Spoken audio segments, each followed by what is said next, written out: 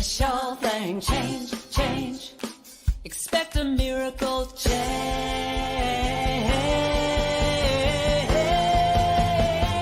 Watch me change when you change the way you look at things. The things you look at change.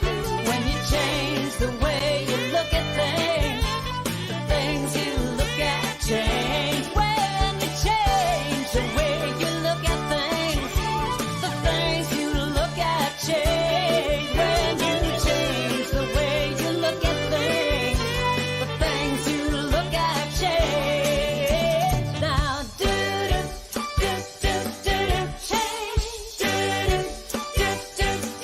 Change.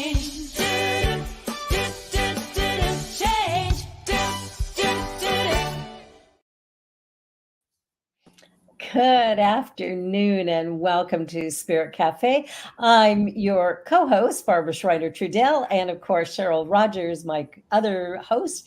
And we are so excited to be here with you today. I want to say I left a little early last week. My apologies. I wasn't feeling well. And then as I logged off, I got an urgent prayer request. So my apologies for leaving quickly, but these things happen. All right. Well, let us begin with the land acknowledgement. And as we gather from many places on Turtle Island, we as settlers are grateful for the opportunity to meet here. And we thank all the generations of people who have taken care of this land for thousands of years, including the Métis, Inuit, and all Indigenous people. And our guest today is grateful to live and play and work on the traditional territory of the Hopewell people.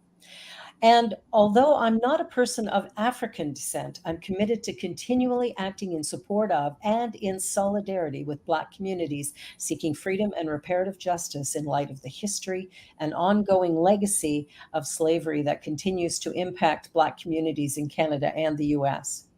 We acknowledge the contributions made by both in shaping and strengthening our communities and our countries. And by making this acknowledgement, we strive to be allies and take an active part in reconciliation. We recognize our oneness, we realize our history, and we choose to create a new reality, for we are one. Well, our guest today is a rock star in the Unity movement. The Reverend Dr. Paul Hasselbeck is with us. And for 10 years, he was Dean of Instruction for the Spiritual Education and Enrichment Program with Unity. He brings his joyful and passionate presence to his classes and presentations, both nationally and internationally. And I've been in his class, and it is awesome.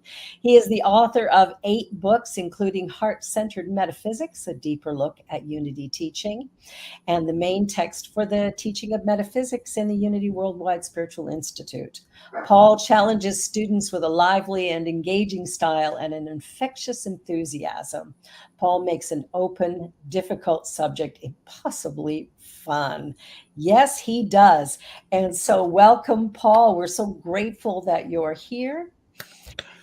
And I'm so grateful for the writer who wrote that when I was a guest speaker at Unity of Santa Rosa. Oh, nice. Yeah. Beautiful. Awesome. It's well said. It is. Well said. I mean, it captures me and it humbles me. And sometimes I get a little embarrassed.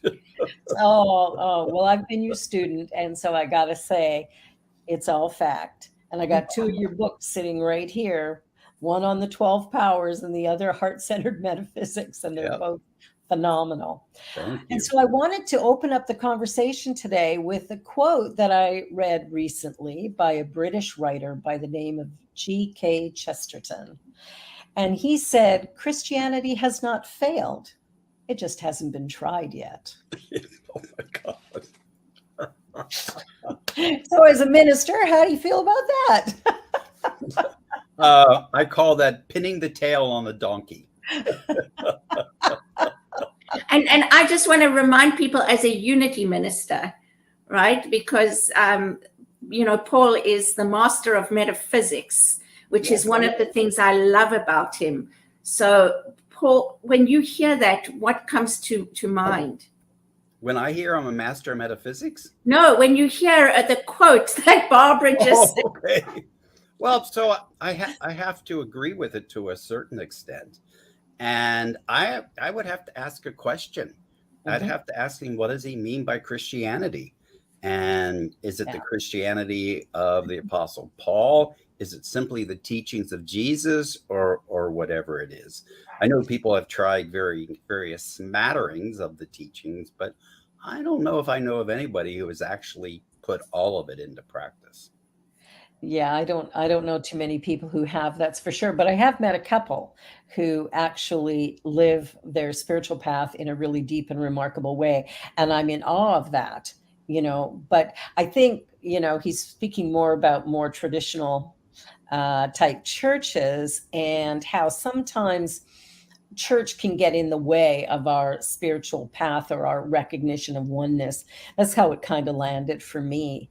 Is I've met a lot of people who call themselves Christians, but who are acting in a way that maybe isn't, in my mind, very Christian. And I And don't to think. me, Go ahead, sorry. Cheryl. Well, to me, what that is saying is that we haven't listened, we haven't heard what Jesus said and what he came here for.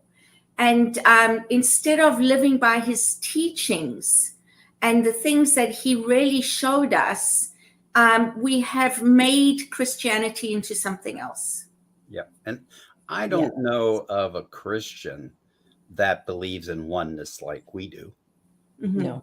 And wait a minute, let me clarify that, because when I say we're one, or we're oneness, I mean in our divinity we're identical, Yes. and in our humanity I celebrate our distinctions, Yeah. because we are each expressing uniquely, and so we're identical in our divinity. Yes. But I'm not you, you're not me, and you're probably glad you're not me, and vice versa. I'm just glad I have more hair. That's all. Amen to that. Barbara. You can probably count the scars I have up here from hitting things. So one of the areas I'd love us to move into is something that you mentioned in an email about what religion and spirituality may have gotten wrong. Yeah. And so seeing as we're talking about that, the Christian understanding of Jesus's teachings, I thought that would be a great next question. What did religion and spirituality maybe get wrong? Well, so all of this is, in my opinion, some of it proven in my life, or actually most of it. I mean, I don't teach something that I don't live, first of all. And I think that's an important thing for a minister or a licensed unity teacher, or for anybody who's on a journey of finding. I think it's really important to live, or at least be going in the direction of leaning towards and doing what we teach. So the first thing, that really big thing I question, and wow, I don't know where to start with this, because fundamentally the founders of New Thought questioned the answers that Christianity had. And they were asking, what did they get wrong? Or what if Christianity got it wrong? Mhm. And that's what I say here. What if I've gotten something wrong? So when I first heard this phrase, I heard this phrase in the context of two people being in a heated discussion. And an outsider asked them, what if one of you've gotten it wrong? Mhm. And so I use that now, and I'm in a discussion with somebody. If I think I'm really right, I stop and ask myself, what if I'm wrong here? Let me listen. Let me listen a little more carefully, and that has been helpful. So I've questioned a lot of the teachings in Unity, and I would say then in a general way of New Thought. But one of the teachings that permeates spirituality and permeates religion is the concepts or the beliefs around fear. And so mostly we're taught fear is the opposite of love. Fear is something to be avoided, to get over in some way.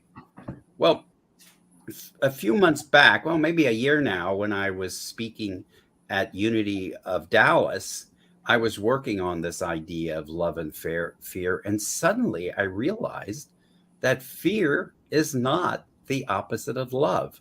In fact, fear cannot exist without love. Now, to some people, that might be blowing their circuits, and that's fine. But think about this. When we're fearful, aren't we fearful of something we love being harmed or damaged in some way? Now, if we're fearful about something happening to ourselves, it's ourselves that we love. It could be something we own, like our car or our house. It could be family member. It could be friends. But I realized I'm really only fearful when I perceive something I love is going to be harmed in some way. Mm-hmm. And so now what that does, it converts it to fear is the evidence of love's presence. Fear is evidence of love's presence. So now that gives me a tool. Anytime I notice I'm fearful, I now ask myself, what do I love in relation to what I'm afraid of? And that shifts the energy. That shifts the energy away from the fear towards what I'm loving, which I think is more productive. Wow, that's beautiful. And Fiona has said in the chat, perhaps fear can generate resiliency. Well, so all fear, so I think that's true. And I don't think all fear is bad. No, Right. Right. I mean, So, from what you said, the word I like is it's a tool. it's a right? tool. Yes. It's a tool, because when you first said it, my thought went to, well, if I don't fear, does it mean I'm not demonstrating love? But the key here is that this is a tool for when I am in fear, to look at what is it that I'm fearful about. What love direction does that go in? Yes. So another way to put it is, since fear is here, what am I loving that I think is threatened? Yes, exactly. What am I loving Yes. that I think is threatened? Beautiful. That's what I was trying to say. And this doesn't happen very much anymore. But since I made this discovery for myself, when I'm working with somebody and they say, look, Paul, I have no problem loving everybody else. I just can't love myself. My next question here is, are you ever fearful that something's going to happen to you? And he or she says, yeah, for sure. And I say, that's the evidence you love yourself. Because if you didn't love yourself, you wouldn't be fearful. You wouldn't care. Yeah. That's a very interesting way of putting it. I like it. Thank you. Yeah.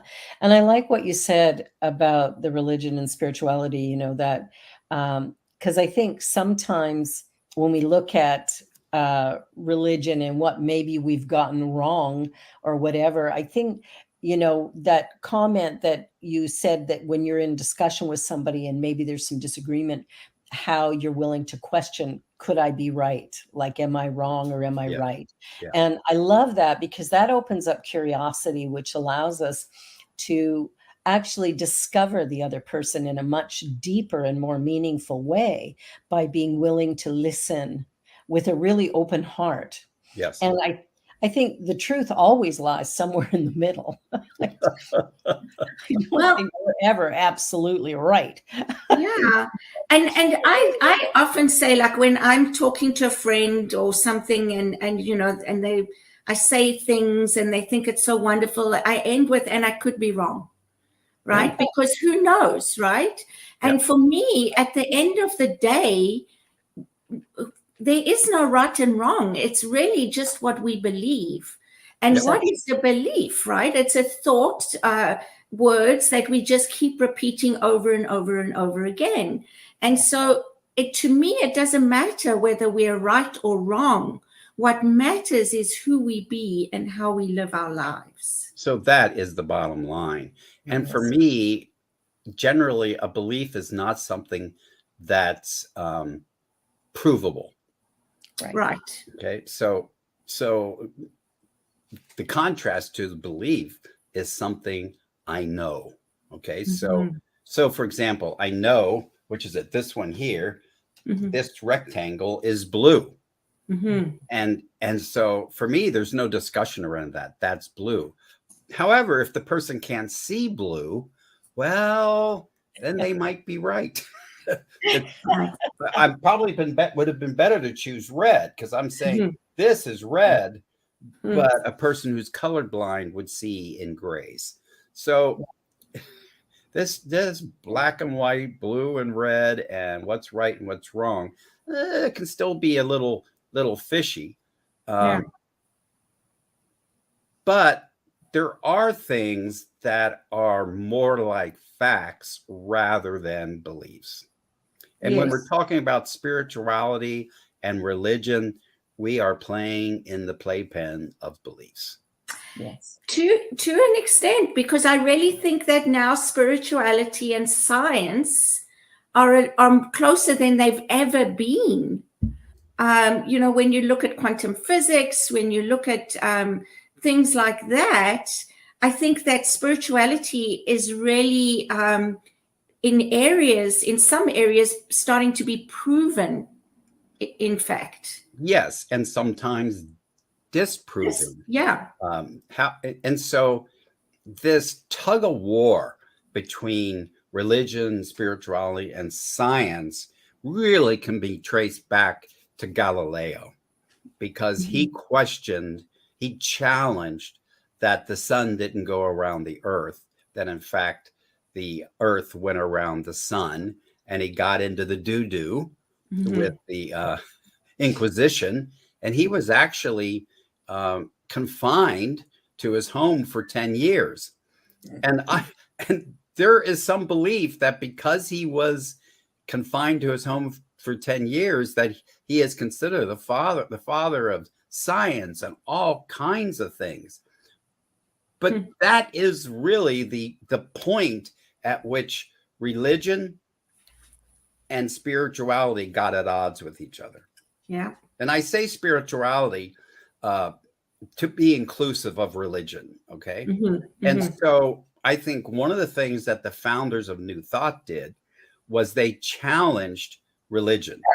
And so they excommunicated themselves away from religion. But I can speak for sure from Charles Fillmore. He believed in science. He believed that science and unity, or science and New Thought, should not be separate. And in fact, you can find evidence in his lessons of quoting people, even the people who were nascent quantum physicists before they were even designated that way. So it's an interesting history, but we certainly don't separate religion from science. Yeah, absolutely. Yeah. And one of the things that I loved that Charles said, and he's one of the co-founders of Unity, is I reserve the right to change my mind. Yes. Like that for me is just key about growth, both mentally, physically, and spiritually. It's that I can reserve the right to change my mind. And I think if he was here today, oh my gosh, I think he would be in his element. Yeah, and he'd be really old too.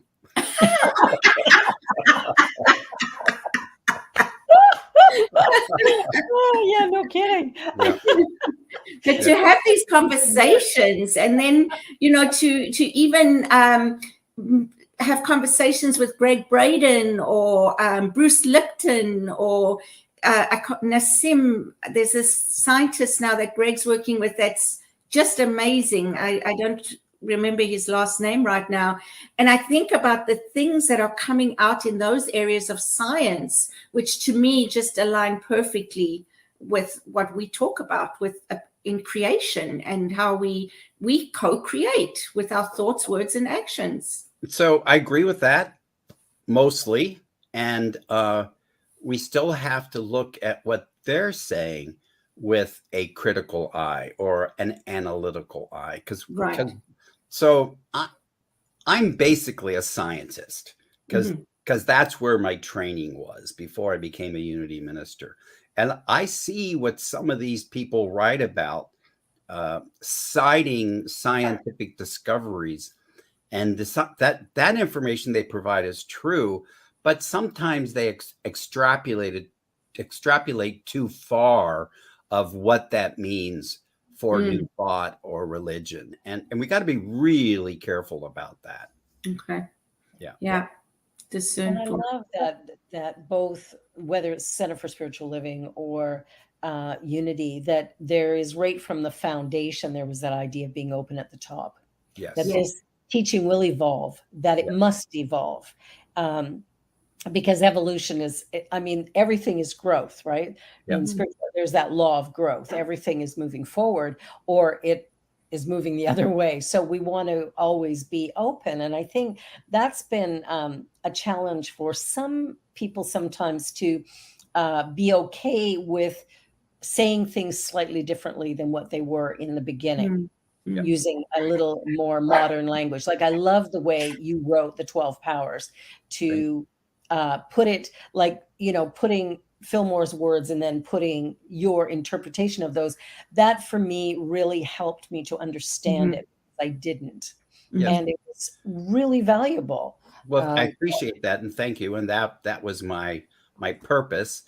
And part of my purpose of putting Fillmore's quotes alongside of mine is to say, he said this, but he didn't say it in those words, because when people hear it in my words without Fillmore's, they think I'm changing Fillmore. Well, first of all, I have no problem with changing Fillmore. Okay. if there's good reason, we change Fillmore. But the one of the challenges all organizations have, but especially in the realm of spirituality, is that there will always be people pushing back. And that's part of the process.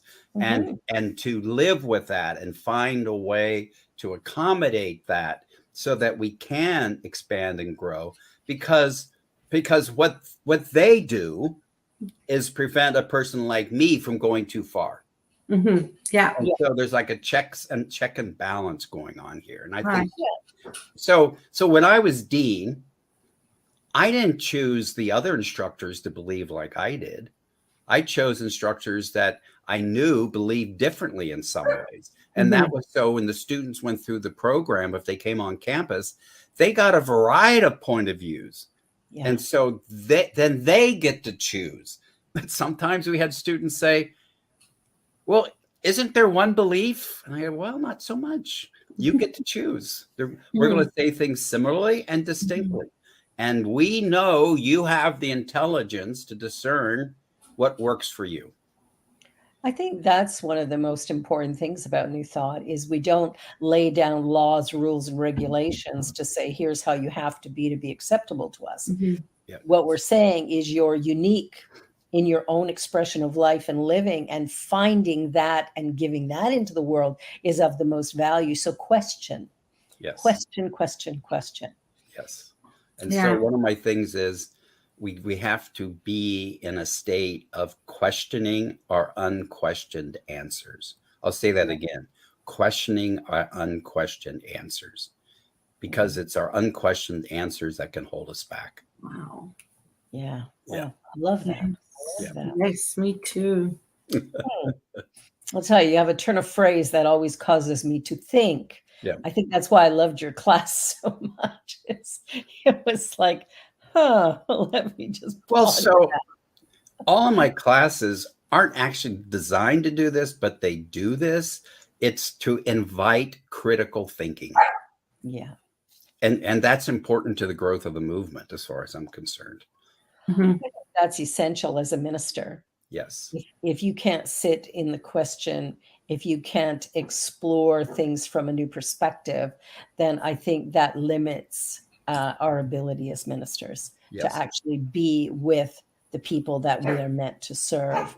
that we have to do it with an open heart and a critical mind so that we can be clear. And curiosity. Oh, yeah, big time. Curiosity. Yeah. Well, we're going to take a short break, go to the commercial break, and then we will be right back. You're watching Spirit Cafe, and our guest, the Reverend Dr. Paul Hasselbeck, and of course, my wonderful co-host, my beloved sister from another mother, Cheryl. We will be back in just a minute. Don't go away.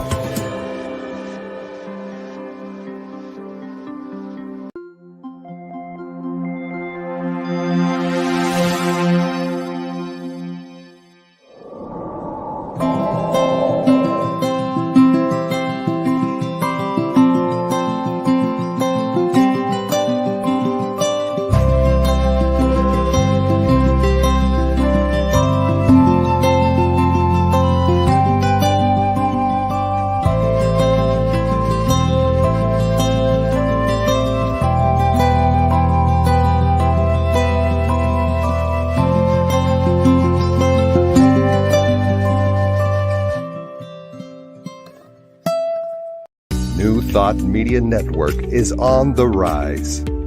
We're looking to grow with you. Do you have technical media experience? Or perhaps a desire to learn? Are you willing to volunteer your precious time and attention? We share this message to benefit all. If you possess a computer with a camera and a microphone, we will share our knowledge with you. Behind the scenes or being the star, let us bless our one. Contact us at info@ntmedia.org.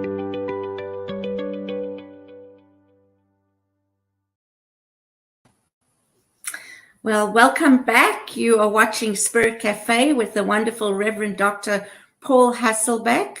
One of my, honestly, just, I'm going to say favorite teachers, people to have conversations with. I've loved the classes that I've been in with you, Reverend Paul. I think I've done the 12 powers with you more than once. And, you know, I know that even in those classes, every time I join one, I will learn something new and something different because it is an expansion of thinking and challenging ourselves on a continual basis, which is what I love. Yeah, and so often students will ask, well, how'd I get where I am? How'd I get all this knowledge? By teaching it over and over. I can't tell you how many times I've taken the 12 powers. Because every time I take it, I learn and see something new. Right. Yeah, absolutely. With all these new thought classes, and probably with many classes in general, you know, I know that even if I read a book, if I read it again, I'll pick up something that I probably missed the first time I read it. So I think it's a good thing to be willing to go over things. Yes. So let me give you a point of view on that. So when that happens with a book, you didn't miss something. You didn't see it from the consciousness you were at that time. And then when you go to the book again, you see different things because you've changed. So I can never read the same book twice because I'm different moment to moment. And the more time. Yes. And you know, there's that saying, when the student is ready, the teacher appears. I say, when the student is ready, the teacher is apparent. Oh, I like that. See, I love so that. when I'm ready, I can see the teacher.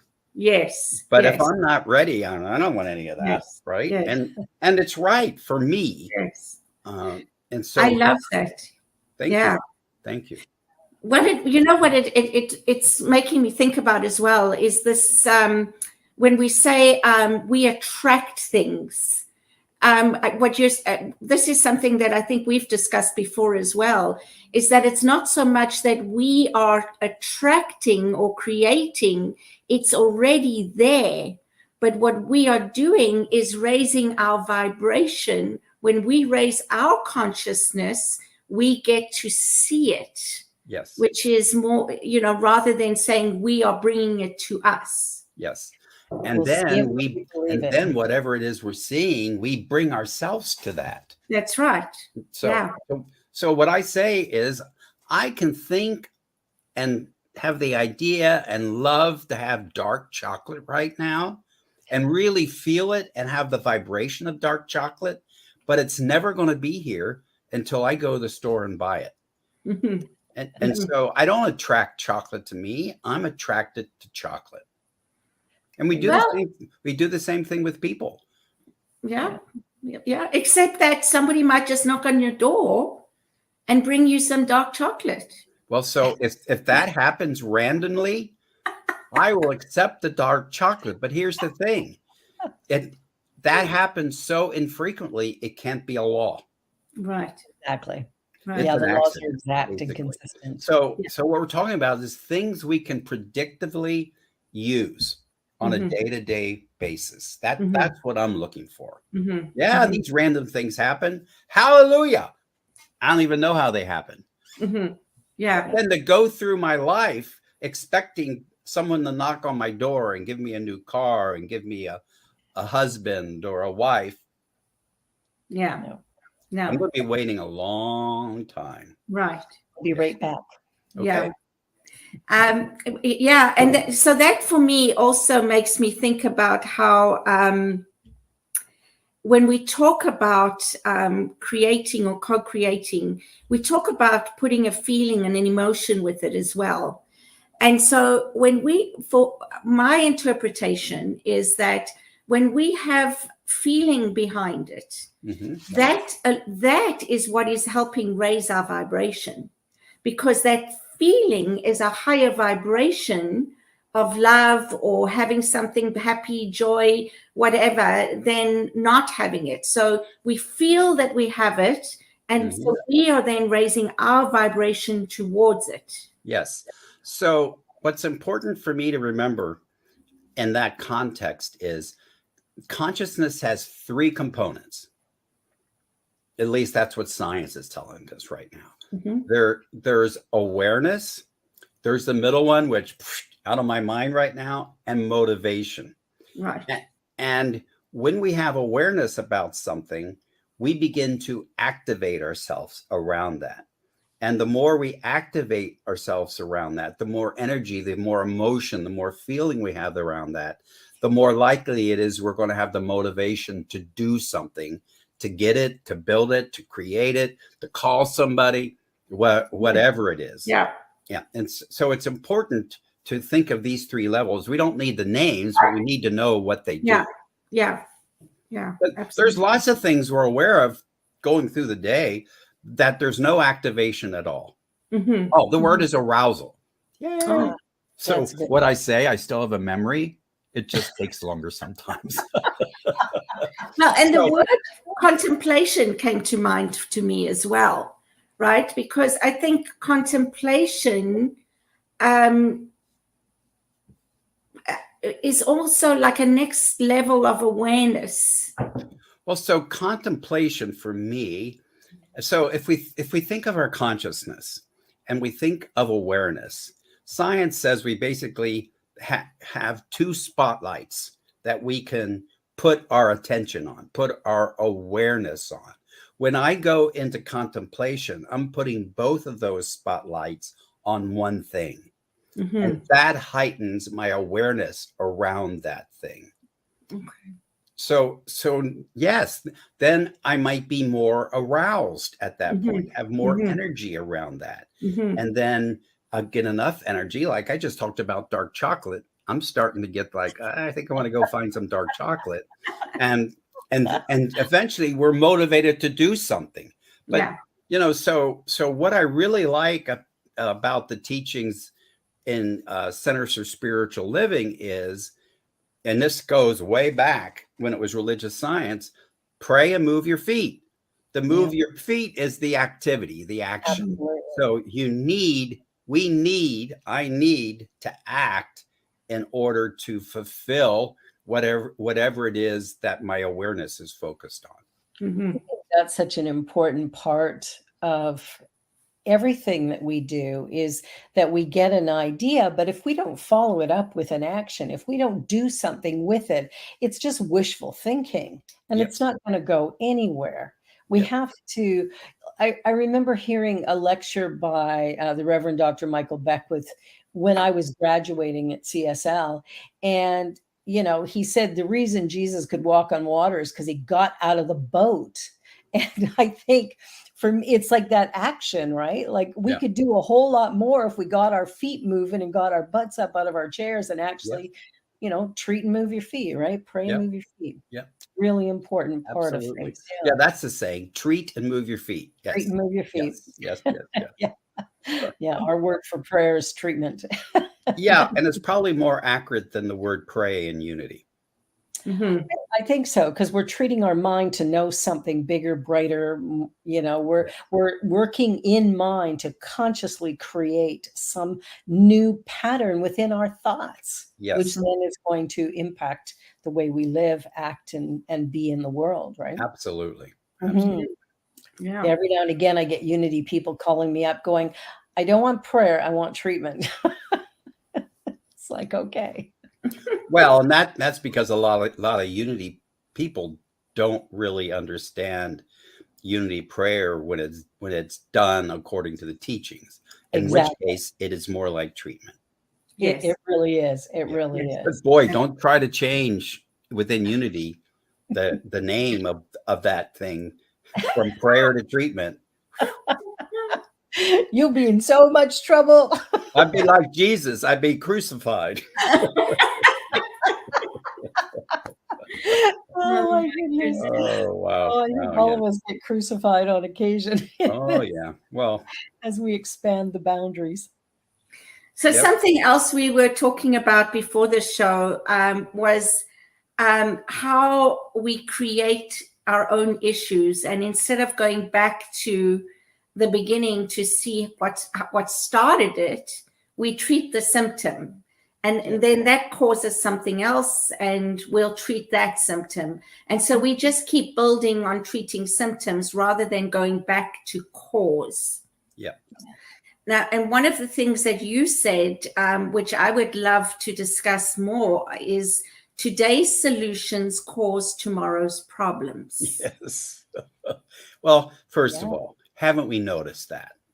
Mm-hmm. So I come up with a solution, it's working. Then I notice that as a result of that solution, there's now a problem. And so, gosh, I'm having, maybe while I'm talking here, I'll think of a good example.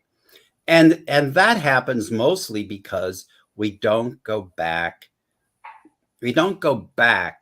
to the unadulterated divine idea or principle that was used to manifest this thing that now isn't working.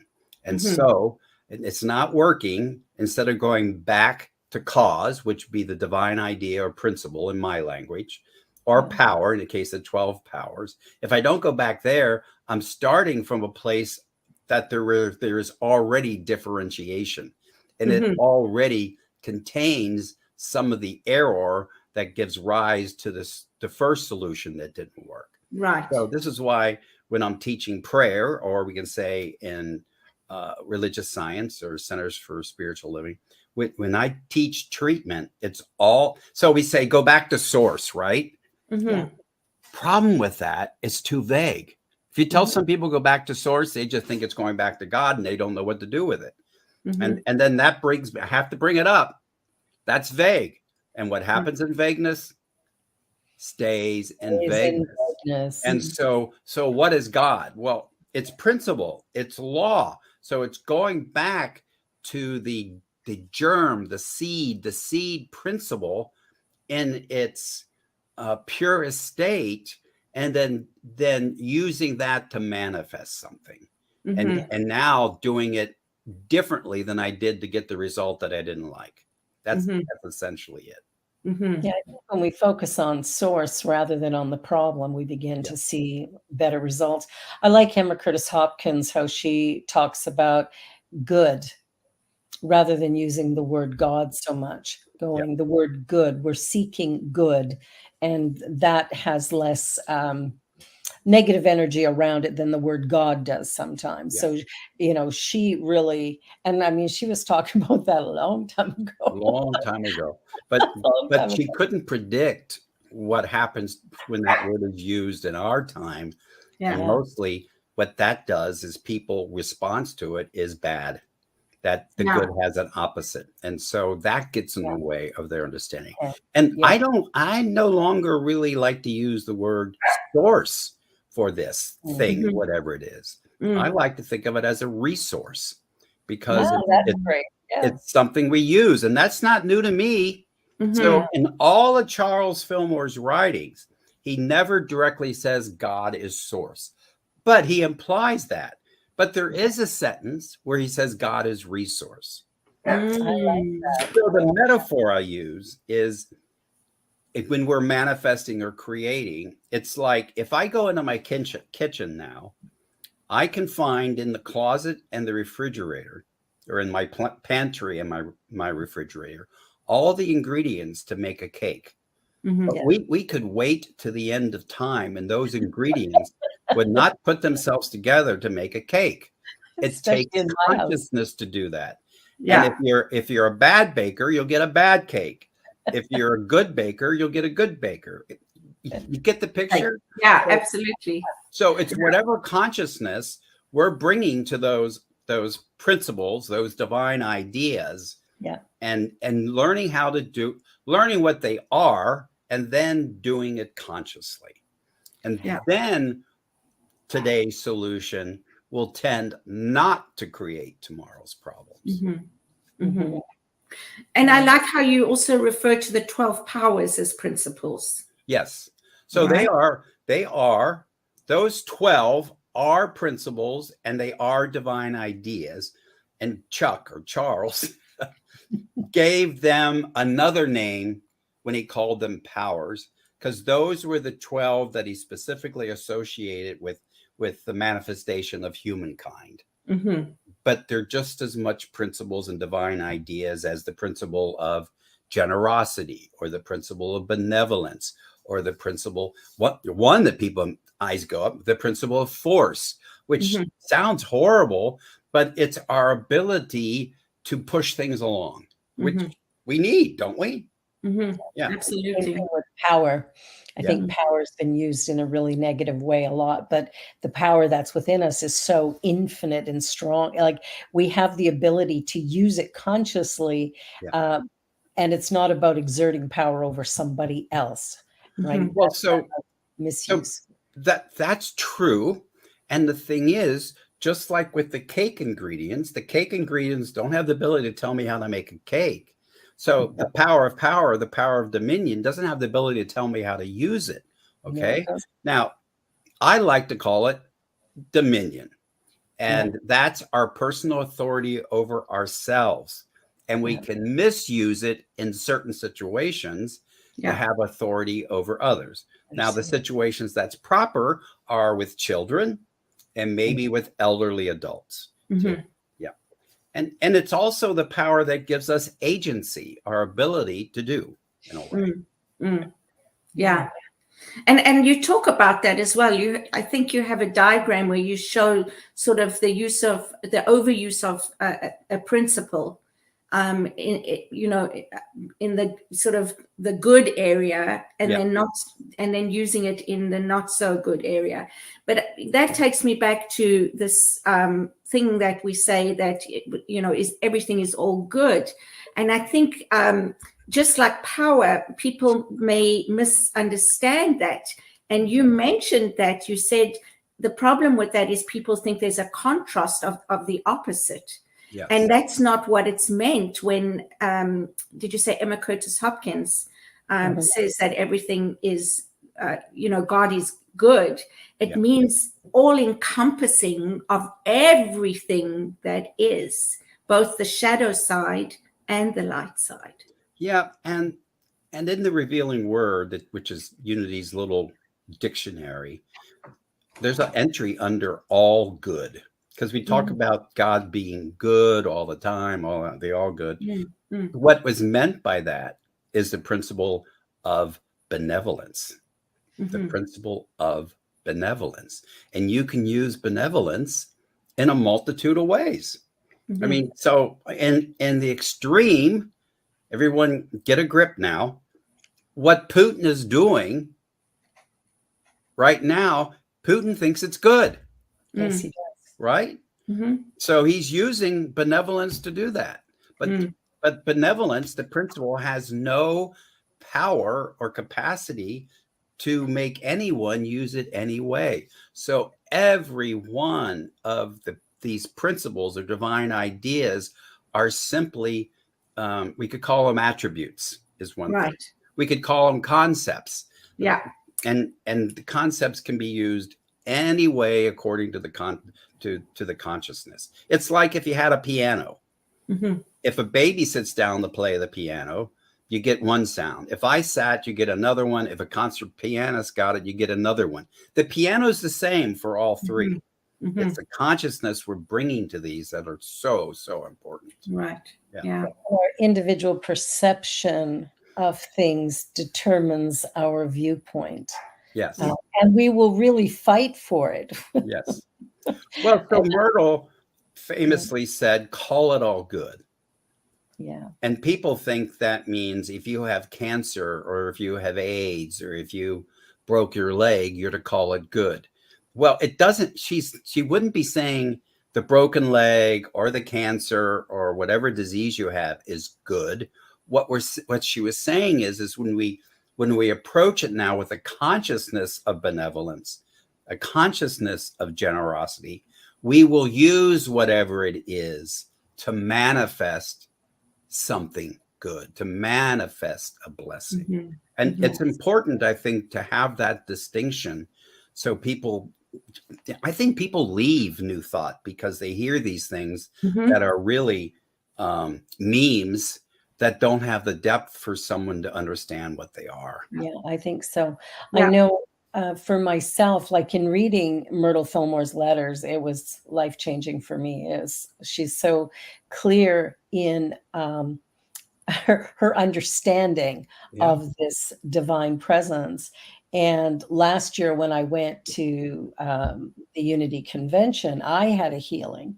And it was when I got on board the plane to head down there, I thought, hey, if Myrtle could heal her life, surely I can do it now. And that happened while I was there. Went from having the inability to walk without a walker to being fully mobile.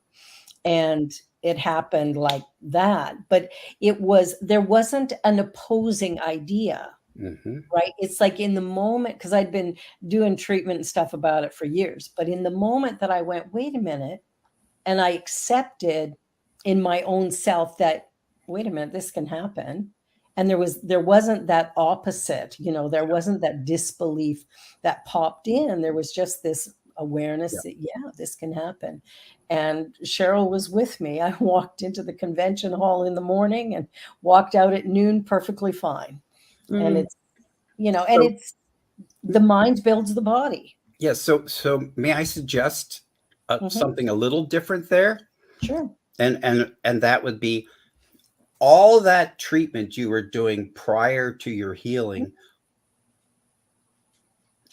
culminated in that moment. Absolutely. when you healed yourself. Okay. Yeah. Some people say, well, none of that helped. Oh, yes, it did. You were slowly shifting your consciousness. And then you arrive at that moment. Bingo. Yeah. And that's exactly what happened. Yeah. because the doctors said it was incurable. It could only ever get worse. Yeah. And it's like, are we believing in the doctor or are we believing in something else? And yeah, it was all those years of going, no, I can do this. I can do this. But it was that all of the doubt disappeared. Yes. And, that was that moment of clarity. And that's a profound moment. It is. And you were preparing that soil, so to speak. All right? along. Yep. Yeah. Pulling the weeds, It's kind of like when a new star appears and they're like 30 years old, but we never talk about everything he or she did to get to that point, right? Mm-hmm. Oh, yeah. It didn't just happen in a moment. It was an evolution. Well, and so with healing, it can happen that way, but sometimes it doesn't. Well, and it didn't happen that way with Myrtle either. Mm-hmm. She worked with herself at least 2 years. Mm-hmm. So, Yeah. She worked at it for a while. Yeah, I actually recorded her prayer so that I could listen to it. Yeah. Which, again, it's, there's something about hearing the words that sometimes can be really, really helpful. So, there's a process in healing, and it's about the shift in consciousness that might take us a week and it might take us 20 years. However it happens, it happens. That's what's exciting. Congratulations. Yeah, absolutely. And I remember when the doctor gave me my diagnosis of HIV in 1987. He said, Paul, get your life in order. You're going to be dead in 2 years. And I said, there's a greater mind than yours. And I'm going to depend on that one. Yes. Oh, that's beautiful. Yeah. Love that answer. A good friend of mine had full-blown AIDS and was dying. And I sat down with him. I'd picked him up at the hospital, and there wasn't much more they could do. This was in the early 90s, I think, early 90s. And we were chatting, and I said, there's this thing that I do. Maybe I could do it with you. Are you open to that? I was talking about treatment. Sure. And he went, he said, I've never been afraid of dying. But he said, all my life I was afraid of living. Mm-hmm. And this diagnosis was the best thing. This disease was the best thing that ever happened to me, because I realized how loved I am and how I want to live. And so we did treatment together, and he healed so rapidly. It was like within 2 weeks, he'd gained 18 pounds. Within 4 months, he was back to work as a hairstylist. And it's like, when I look at that, it was his going, oh, wait a minute, I'm willing to live. Yeah.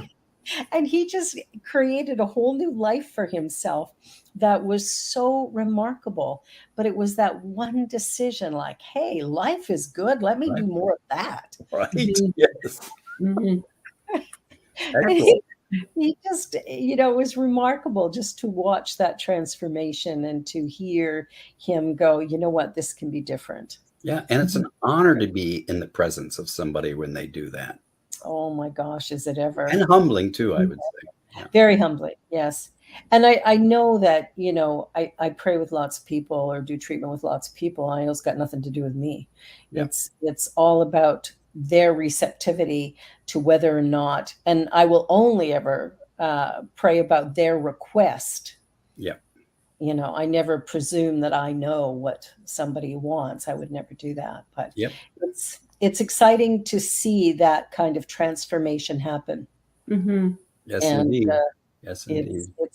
It's a beautiful thing. It's part of this work that just makes it so rewarding. And we don't make the opposite wrong either. No, we don't. Yeah. So I have a question, Paul. If we use a walker to get through the airport quickly again, will that undo anything? I don't think so, as long as she knows the context in which she's using it. So there you go, Bob. Like traveling with me, because oh my God, it was like zip, in and out, and in the back way and out the front way. It was just like amazing, and we were there. No lineups, no fuss, no muss. Well, you know what? The good thing is that we are booked already to go to convention, which is in June, and we are flying directly, so we won't Wonderful. need to do That'll be that. so much this better time. than last So time. much better. And I won't be there at all because I'm going to be, I've been asked to speak at Unity of San Francisco during that week. So Oh, I'm not going to be I there. love San Francisco. What a great city. It is Oh, indeed. my best. And it's Oh, good to have friends that can invite you and you get a free trip to San Francisco. Oh, how that makes it even wonderful! better. That Yeah. makes it even better. I've never been there, but I would love to one Oh, it's day. Yep. phenomenal. Mhm. So we're down to our last 5 minutes. Okay. And so what I would like to ask Paul is, what do you think you would like to leave people with as we end this conversation? So for one for sure that they're more powerful than they ever imagined. And the next thing is they have 100% agency in their life. No one, no event, no thing can make you think or believe anything. That whatever you believe, whatever you feel, whatever you do are all your choices, even if it seems differently. Mhm. And knowing so my first book was called Point of Power, and it was a double entendre. So there's the point of power, and then each of us is Yes. a point of power in our own right. Mhm. And learning that no one makes us think or feel anything gives us such freedom. It does. It Yeah. does. So Awesome. those are probably the most important things I would put. Look at that. It came up right away. I call that book the book of my heart because it was my first book and I just sat down and wrote it 3 hours every week and it was done. So there's a lot of great information in there still. Mhm. It has aged very well. Let's put it that way. Nice. Oh, awesome. Thank you. Beautiful. Cheryl, any final thoughts? I would say just listen to Reverend Dr. Paul. He knows what he's talking about. Well, then you have to go to like YouTube and see what other people have posted, right? This would be a good time though to promote. Every week, every Monday, Tuesday, or Wednesday, I send out an email that promotes what I'm doing, but it's mostly to promote something I call the absolute word. I take the Sunday version of Unity's daily word and I put it in oneness language. I love it. It's free. Okay. Yes. You just write to me at alberthasselbeck@gmail.com and you can get it for free every week. Yes. And we are so grateful at Unity Kitchener, Paul. We use that in our service every Sunday. Wonderful. So thank you. And I'm grateful that Unity has given me permission to do that with the Sunday word as well. Yeah. Absolutely. Used with permission, as they say. Yeah. It's so important. Oneness language is so important because everything else is confusing. Yes. So the thing is that the daily word is not written for Unity people per se. It's written for Unity people at a certain level and everybody else. And so I found there was a need for people who have expanded to this idea of oneness. Yeah. Yeah, really, really important. And I think that's what we find in your books as well. I know in the 12 Powers and Heart-Centered Metaphysics that the oneness language is very clear. You use it clearly in all your classes as well. And I think that is really essential there because healing the division, that idea of separation is so important. And it can only happen when we make use of oneness language ongoing. Absolutely. Because it undoes all that separation language. Yeah, exactly. Well, Reverend Dr. Paul, thank you. You're a wonderful guest. Cheryl, my beloved sister, you're my wonderful co-host. I love you so much. And I can never do that. Anyway, I'm a little dyslexic. I don't know. We got to have fun. Exactly. Enjoy my heart. Oh, well, this has been a blast. Thank you all for watching. Thank you for being here, and have a most wonderful week. Be sure to subscribe and like and send us questions, comments, conundrums that you get from these shows at spiritcafeshow@gmail.com. Yeah, I got it right. All right, everybody. See you next time. Have Bye. a great week. Love you. On behalf of everyone at New Thought Media Network, thank you for being a member of our virtual family. Your financial contributions help share the New Thought message with people from around the world. Please visit and contribute at www.ntmedia.org/donate. New Thought Media Network. Come be you. And please like, share, and subscribe. Until next time, peace and blessings.